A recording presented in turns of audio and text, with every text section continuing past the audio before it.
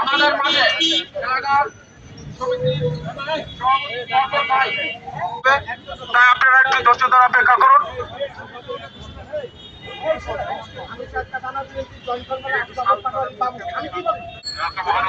কৃষক দলের উদ্যোগে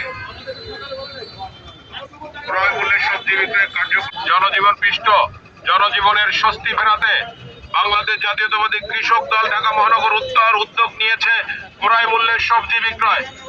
বাংলাদেশের যেই পরিমাণ সিন্ডিকেট রক্ষা করার জন্য, জনজীবনের স্বস্তি ফেরানোর জন্য ক্রয় মূল্যের সবজি বিক্রয় কার্যক্রম চলমান আছে। আর কিছুক্ষণ পরে আমাদের কার্যক্রম চলমান থাকবে।